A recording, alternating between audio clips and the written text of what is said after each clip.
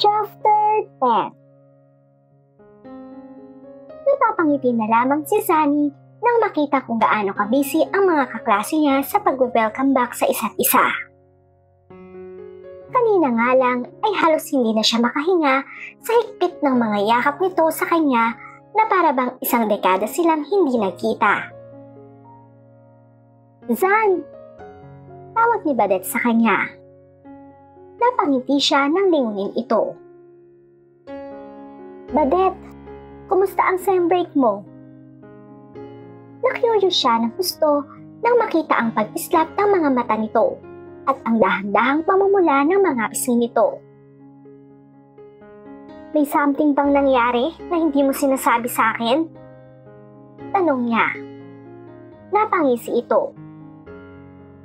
Ikukwento ko naman sa'yo. Kayo, kamusta? Ang balita ko sumama si JK sa inyo sa Villa Verde ah. Ikaw na. Napangiti siya. Ipinahiram kasi niya ang kotse niya sa amin. Kaya ayun. Kilig match ka naman. Itinirik niya ang mga mata. Pero mas gusto niyang malaman kung ano ang pinagkaabalahan nito dahil sa pagiging blooming nito ngayon. Bigla niyang naalala si Mel.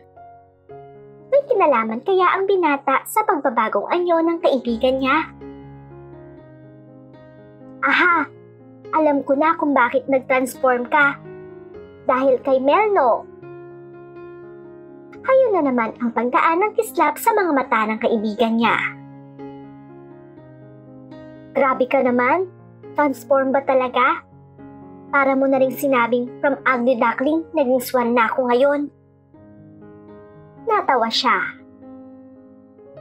Ewan ko sa'yo, ang arte mo talaga. Ang ibig kong sabihin, ang blooming mo ngayon.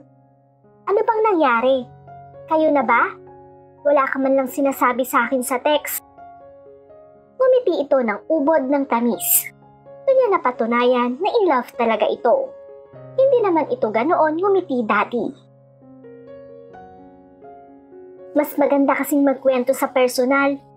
Tsaka sa tanong mo, hindi pa naman kami ni Melandro. Napapasaya lang niya ako at pakiramdam ko, nandun na kami malapit sa in a relationship na stage. Kinikilig na wika ni Badette. I'm happy for you, Det. Huwag ka munang ma-excite ng gusto yan. Baka mausog. Natawa siya. Kayo ni JK. Ano na? Natahimik siya. Ewan ko, ganun pa rin. Totoo yun. Wala siyang idea kung ano ang nangyayari sa kanila. Maybe, what they had was just a special friendship. Kung nun nga ay naaartehan siya sa mga taong nagsasabing ang saklap mapunta sa friend zone, parang gusto na niyang magsisi. Dahil iyon na rin mismo ang nararamdaman niya ngayon. Pero malay mo naman, may mangyari. Wika ni Badette sa kanya. Oo nga, baka may milagrong mangyari at maging kami. Buong araw niyang hindi nakita si JK. Dahil nasa hospital ito buong araw para sa duty nito. Ayaw man niyang aminin sa sarili. Pero alam niyang hungkag na hungkag ang nararamdaman niya dahil wala ito. Iba na talaga ang seniors. Mas abala na. Bakit ba first year pa lang ako? Baka pwedeng maging fourth year na ako agad-agad. Nang mag-uwian na sila kinahapunan, ay silang dalawa na ni Badette ang magkasama. Hula niya, kung wala ring hospital duty si Mel ng araw na yon, ay mukhang siya lang ang mag-isa ang uuwi. Zan, hindi ba si Apple yan? Natigilan siya at napatingin sa direksyong kung saan nakatingin si Badette. Napalunok siya. Si Apple yon. Naroon ito sa burger stand, kasama ang dalawang babae na mukhang kaibigan nito. Ano ang ginagawa nito roon? Malayo ang eskwelahan nito sa kanila. Nagbawi siya ng tingin nang tumingin ito sa direksyon nila. Bigla siyang nakaramdam ng hiya. Baka namukhaan siya nito. Naalala tuloy niya ang nangyaring insidente sa pagitan nila noon sa mall. Sinalakay na naman siya ng matinding insecurity. Nagsimula silang magkalapit ni JK sa isa't isa dahil sa pagsisinungaling niya sa pinsan niya. Anong ginagawa niya rito? Wala sa loob na tanong niya habang nag-aabang sila ng tricycle. Baka hinihintay si JK. Sagot naman ni Badette. Napatingin siya rito. Umawi ito na para bang pinagsisisihan nito ang isinagot nito sa kanya. Okay lang naman yon. Ano naman ang karapatan niyang sumama ang loob kung naroon nga si Apple para kay JK? It was none of her business. Bakit ba ang tagal ng tricycle? Wika niya sa kanyang isip nang maramdamang nakatitig sa kanya si Apple. Zan, halika na. Napatingin siya kay Badette. Noon lamang niya napansin na may tricycle na pala sa harap niya at nasa loob na niyon si Badette. Para kay Zani, makulay ang buong paligid niya ng umagang yon. At may imaginary roses pa siyang nakikita sa bawat sulok ng bahay nila. She was so dumb in love. Kagabi lang ay tumawag sa kanya si JK. Humingi ito ng paumanhin dahil hindi sila nagkasabay kahapon. Agad na nawala ang lungkot na naramdaman niya pagkakita kay Apple kahapon. Parang mas nagkaroon siya ng rason sa sarili na nagkalapit sila ni JK dahil sa iyon ang gustong mangyari ng tadhana. Hindi dahil sa kung anong rason pa man na iniisip niya. Kinakausap siya nito na tila nobya siya nito. Napangiti siya. Isa iyon sa nakakapagpataba ng puso niya. Sandali niyang nakalimutan ang pag-iisip sa binata nang makarating na siya sa eskwelahan. May surprise quiz kasi ang professor nila. Nang dumating na ang lunch break ay kasama niya sina Badette at Mel. Nais niyang kurutin ang kaibigan nang mapansin niyang namumula ang mga pisngi nito tuwing tumitingin ito kay Mel. Her friend was so in love. Ilang sandali pa ay humahangos nang dumating sa cafeteria si Jet. Nanlumo siya nang makitang hindi nito kasama si JK. Grabe, kumakalam na ang sikmura ko. Thank you sa pagkain bro, maaasahan ka talaga. Wika nito kay Mel na umorder ng pagkain nila. Nasaan si JK? Tanong ni Mel dito. Lihim siyang nagpasalamat at ito na mismo ang nagtanong. Hanggang 2:00 pa ang duty nun eh. Hindi kami pareho ng schedule. Napaaga pa nga sana ako kung hindi lang ako kinausap ni na Jayan at Tia. Sagot ni Jet. Yung mga kaibigan ni Apple? Tanong ni Mel. Tumango si Jet at nilagok ang soft drink nito. Tumingin ito sa kanya. They wanted to know your name. Natigilan si Zani. Ganun ba ang rason ni Apple kahapon kung bakit panay ang tingin nito sa kanya? Bakit gusto nitong malaman ang pangalan niya? She could feel that there was something fishy going on. Baka nararamdaman nun na ikaw na ang ipinalit ni JK sa kanya. Panghuhula ni Jet. Napangiwi siya. Hindi niya alam kung ano ang sasabihin. Hindi niya alam pero parang kinakabahan siya. Pumaling sa kanya si Mel. Don't feel intimidated by her, Zani. Kung kausapin ka man nun, huwag mo na lang pansinin. Umiti na lamang siya. Oo naman, wala siyang dapat ikatakot dito. Alam ni JK kung ano ang nangyari noon. Yun lang ang importante sa kanya. Nagabayan si Sunny sa paglalakad nang makasalubong niya si JK. Pupunta na sana siya sa cafeteria para magtanghalian, kung saan naghihintay sa kanya sina Badette, Mel at Jet. Hi! Nangiting bati nito na agad na lumapit sa kanya. Hi! Long time no see ah! Biro niya. 2 days lang naman yata. Naging busy kasi. Biro lang. Alam ko namang busy ka. Nag-ingtingan ang mga kalamnan niya nang hawakan ni JK ang kamay niya. Tara na nga. Namiss kong makasabay ka sa cafeteria. Gutom na rin ako. Kinikilig na nagpahila na lamang siya rito. Pagdating nila roon ay hindi nakaligtas sa kanya ang makahulugang ngiti ni Badette. Alam mo bang lalong naging blooming tong utol namin mula nang makilala ka niya, Zan? Wika ni Jet. Nag-init ang mga pisngi niya. Luko-luko ka talaga. Wika na lamang niya at ngumiti. Napansin mo pala, tol. Napatingin siya kay JK.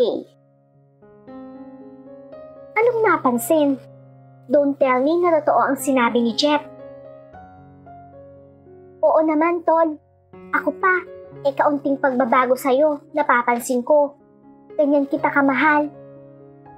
Nagkatawanan sila. Kita mo na, Zani? Totoo yung sinabi ko? Wika ni Jet sa kanya. Ngumiti na lamang siya at napatingin kay JK. Nilitian siya nito. Kinahapunan ay nagpresenta si JK na ihatid siya sa kanila. Kanina ka pa tahimik ka. Is there something wrong?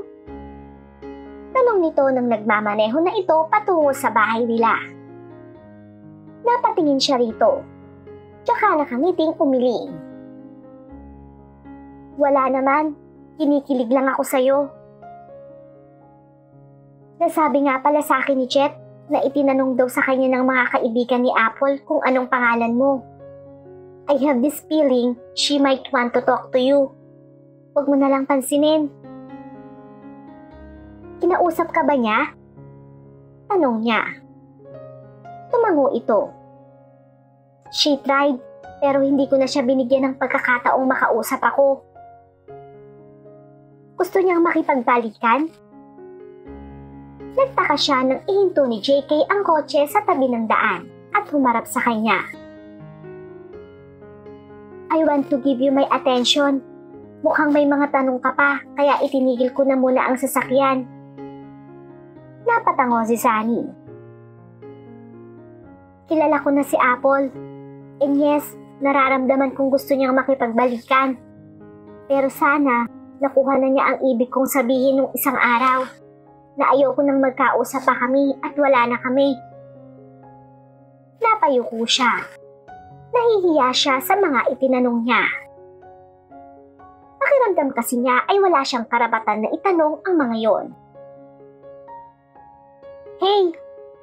Hinawakan ni JK ang baba niya at iniangat ang mukha niya. Napilitan tuloy siyang tingnan ito.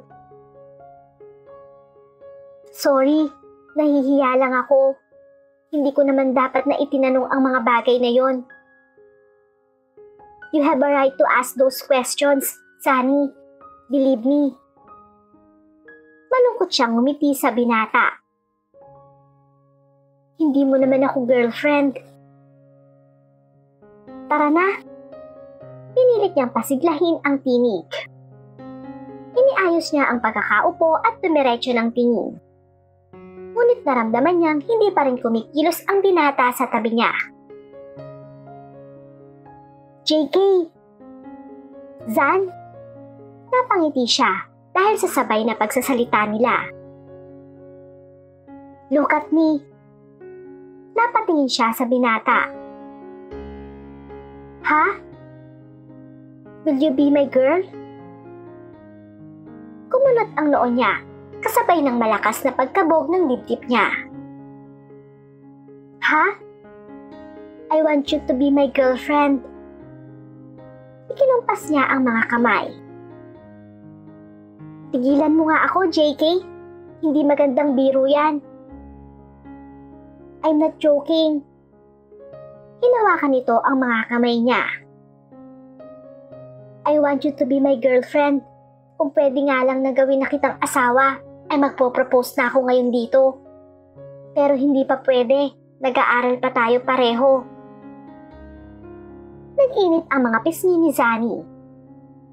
Hinanap niya sa mga mata nito ang kaunting indikasyon na nagbibiro lamang ito. Pero wala. Seryosong seryoso ang mga mata nito. JK, I love you. Hindi na niya namalayan ang pag-agos ng mga luha sa mga mata niya. She felt so overwhelmed. Hey, huwag kang umiyak. Umiling siya at pinahid ang mga luha niya. Pinagpapawisan lang ako. Tumawa ito. Suminghot siya. Totoo ba yung sinabi mo? Oo naman, at handa akong maghintay kung kailan mo ibibigay ang sagot mo. Hindi ako nagmamadali. Bakit pa tayo maghihintay? Mahal din naman kita.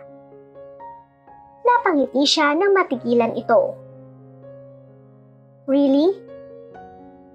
Akala ko, alam mo na yon. I thought it was just a simple infatuation. Kaya nga natakot ako sa isasagot mo. Niyakap siya nito. I love you. Anito at marahang sinamyo ang buhok niya. Napangiti siya. Nais niyang tumili. She wasn't dreaming. Paano si Apple? Natigilan siya sa pagsulpot ng tanong na yon sa isip niya. Manggugulo pa rin kaya ito sa kanila? Kakausapin pa rin kaya nito si JK? Kinalma niya ang sarili. JK and I are only the beginning of our relationship. Siguro naman wala nang manggugulo sa amin ngayon. Kung noon ay walang kaalam-alam si Zani kung ano ang sinasabi ng mga kaklase niya na masayang magkaroon ng inspirasyon, ngayon ay alam na niya yon. Yun bang tipong kahit nakakadugo ng utak ang mga subject nila, ay nadadaan pa rin niya sa ngiti. Minsan nga ay kinakantahan pa niya. Yung kahit sobrang init ng panahon ay hindi niya alintana. At kahit pagpuyatan niya ang mga notebook niya para sa test kinabukasan kasama ang eyebags niya, ay okay lang. Nakangiti ka na naman dyan. Naku, ang nagagawa nga naman ng pag-ibig. Napatingin siya kay Badet na hindi na niya namalayang nakalapit na sa kanya. Natapos na nitong ihanda ang mga gamit nito. Pauwi na sila dahil natapos na ang lahat ng klase nila sa araw na yon. Isinilid niya ang notebook sa bag niya. Para namang hindi ka rin ganito. Tumawa ito. Pero at least, kayo na talaga ni JK. Kami, parang nagsushooting pa lang ng movie.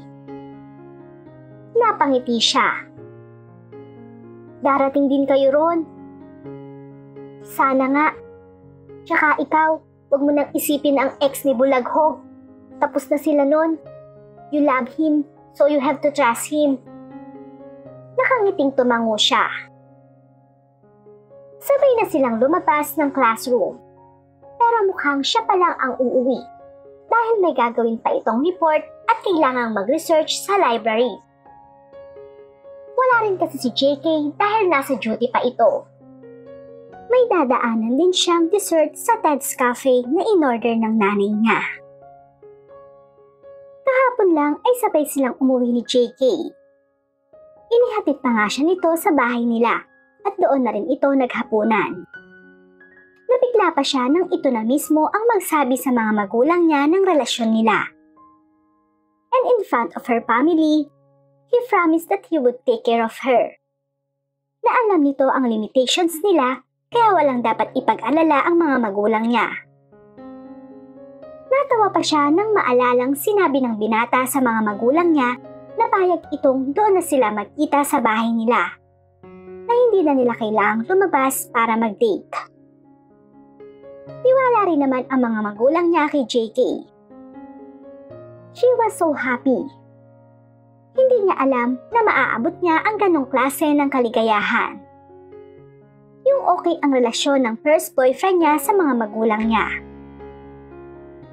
Ayaw man niyang maging kampante na magiging masaya sila lagi ni JK dahil bago pa lamang sila, umaasa pa rin siyang magtatagal sila at sila ang magkakatuluyan. Siya na yata ang pinakamasayang babae sa buong mundo. Pumasok na siya sa cafe. Nakahanda na ang dessert kaya pagkatapos magbayad ay tumalikod na siya sa cashier at naglakad patungo sa pintuan. Zani? Napahinto siya sa paglalakad nang makita niya si Apple nang ngiting-ngiti sa kanya. Can you join me for a snack? Hindi agad siya nakatugon. Ano na naman ba ang gusto nito? Sorry, may gagawin pa kasi ko. Kailangan ko nang umalis. Why the rush? Tumawa ito. Sandali lang naman. I just wanna chat with you. Come on. And honestly, pumasok talaga ako rito dahil sa'yo. Nakita kasi kita. This is purely out of friendliness. Nais niyang hilahin ang kamay niya nang hawakan iyon ni Apple. Napatingin siya rito. Wow! Mas maganda pala ito sa malapit. Lalo tuloy siyang nakadama ng panliliit. Don't feel intimidated by her beauty, Cassandra. Ikaw naman ang girlfriend ni JK. Come on, ipapahiya mo ba ako? Kanina pa tayo nakatayo rito. Sandali lang talaga. Nagpahila na lamang siya rito. Wala naman siguro itong gagawing masama. Kung ano man ang sasabihin nito na hindi niya magustuhan, ay pwede naman siyang mag-walk out agad. Oh, nandito na pala ang in-order ko. Let's sit na. Nakangiting wika nito sa kanya. Naupo na siya sa harap nito. Are you okay with this sort of food? Mag-order ako ng bago if you want. Umiling siya. Masyado naman yatang nagiging mabait tong babaeng ito. Wag na, busog din naman ako. Nagkibit balikat ito. Alright. Tumikhim siya. Kung anong kailangan mo, sabihin mo na siguro para makaalis na ako. Tumingin ito sa kanya. Pagkatapos ay nagpawala ng mabining tawa. Napatitig siya rito. Ang ganda nga ng bruha. Bagay nga sila ni JK. Pero mas bagay kami. Kami na kaya. Wika niya sa isip para naman i-build up ang sarili niya. You're really in a hurry, ha? Anyway, gusto ko lang naman itanong ang nangyari nun sa mall. Napatingin siya rito. You remember? Tumango si Sunny. Kung ano man ang tutumbukin ng bibig nito ay hindi siya matatakot. What was that all about? Care to explain? Siguro naman ay may karapatan din akong malaman dahil ako ang nobya ni JK ng mga panahong yun. And for your information, yun ang naging rason kaya kami nagkahiwalay. Well, JK told me your relationship was already in a rough road. Huminga siya ng malalim. Mas mabuti nang malaman nito ang nangyari. Or at least, ang maliit na bahagi ng nangyari. Hindi na niya kailangang matakot dahil nobya naman na siya ni JK. May misunderstanding lang. Inakala kasi ng pinsan ko na kami ni JK. Really? Tumango siya. So, hindi nga kayo nung... Pero kami na ngayon. Putol niya sa ibang sasabihin ng babae. Tumingin ito sa kanya. Oh? Umiling ito. I think I know what's happening here. JK wants to play a game. Hiniwalayan ko siya noon and now he wants to get even. Ginagamit ka lang niya para pagmuhaan ako. Para sabihin sa akin na may kapalit na ako sa buhay niya. Umiling siya. Mali ka. Wala na kayo. Wala ka na sa buhay niya. Wala siyang intensyon na pamukhaan ka at gamitin ako para sa'yo. Wala na siyang pakialam sa'yo. Yan lang ang masasabi ko. Pinitiwan nito ang hawak na tinidor. Lumikha iyon ng ingay nang bumagsak sa pinggan nito. Mabuti na lamang at walang masyadong kumakain sa area na yon. How dare you say that? Ikaw na nga tong sumira sa relasyon namin, ikaw pa ang may ganang sabihin sa akin ang lahat ng to? Hindi ka man lang ba makaramdam ng hiya sa ginawa mo? Ito lang ang sasabihin ko. I don't share. JK is mine and he's not going to be yours. Masyado kang ambisyosa. Napaurong siya. Masyado kang ambisyosa. Parang paulit-ulit na pumasok sa isip niya ang sinabi nito. Humigpit ang pagkakahawak niya sa ribbon ng kahon ng dessert na dala niya. Hindi ko sinira ang relasyon niyo. Ako na ang mahal ni JK. Sana naman maintindihan mo na yan. Hindi na niya hinintay na makapagsalita pa ito. Tumayo na siya at nagmamadaling nilisan ang lugar. Nakahinga siya ng maluwag nang malanghap niya ang hangin sa labas. Nakakasakal kausap si Apple.